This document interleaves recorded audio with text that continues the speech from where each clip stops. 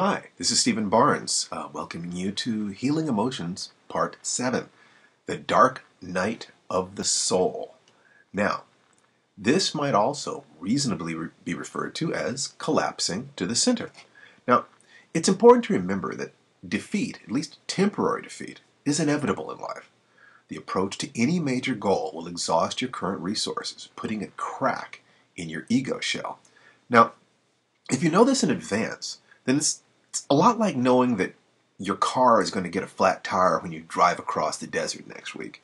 Now, you can either put your head in the sand and pretend it isn't going to happen, and then rail against the fates, blaming them for your 30-mile walk in the blazing sun, or you can check your spare tire, your jack, your emergency flares, and spare water, and be certain that you know how to operate all the pieces of the repair machine in advance. Now, which of these options do you think is the more adult choice?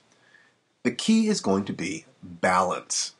Now, maybe you remember the movie The Manhattan Project, where the kid is constructing a homemade atomic bomb.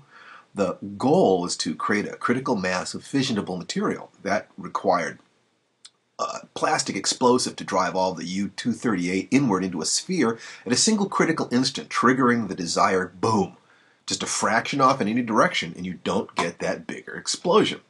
Now, it's not very likely you're going to have a critical breakthrough in all three arenas at the same time. But the implication here is that if you did, you might be able to trigger one of those Saul on the road to Damascus spontaneous enlightenment moments. Now, while I have no idea how to trigger that, or even if it would be desirable, or if there's any discipline in the world that regularly succeeds in choreographing breakthrough in all three arenas simultaneously, there is wisdom in aligning yourself so that breakdowns will, over the course of a lifetime, proceed in a balanced fashion. Now, it's popular to blame relationship issues on social factors, pointing out the high statistics of divorce. It's popular to blame the economy for our finances, and it's popular to blame factors outside our own behaviors for our weight problems. Plenty of agreement for all three. The doorway to the pity party is right over there. But if you take the short line, if you reject the notion that your life is out of your control, that's very different and extraordinarily powerful. One of the reasons we perform inner child meditation is that we often cannot take such responsibility for ourselves. We simply don't love ourselves enough. But most of us can rise to the higher level when our families or children are at risk. That's how we're wired up. By creating an image of yourself as a young, helpless child, it becomes easier to see that we simply cannot continue to blame things outside ourselves for our life situation. If we do, our children, our dreams, our hopes, our intentions in the world will suffer horribly. If you've committed to giving 100% of your effort to protecting that spiritual, emotional essence, that innocent core of your being, the child wants to look at the external factors and blame them for everything wrong. A dog ate my homework.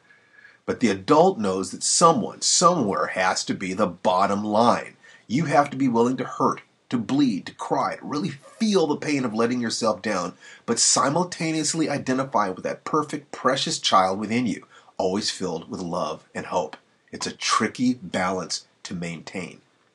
See this as concentric circles or spheres, the outer toughness and the inner heart. Think of it as male and female, or yin and yang. These are just labels to help you grasp the ineffable.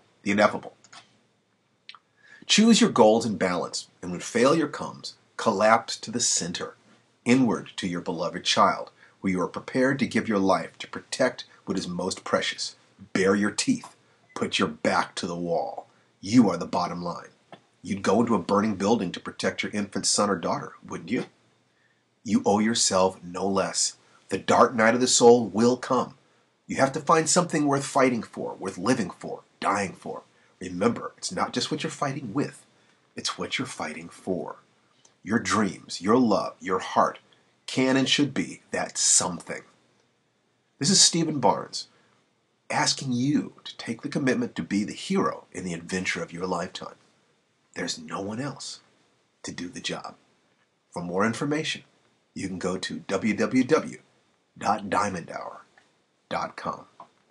Thanks.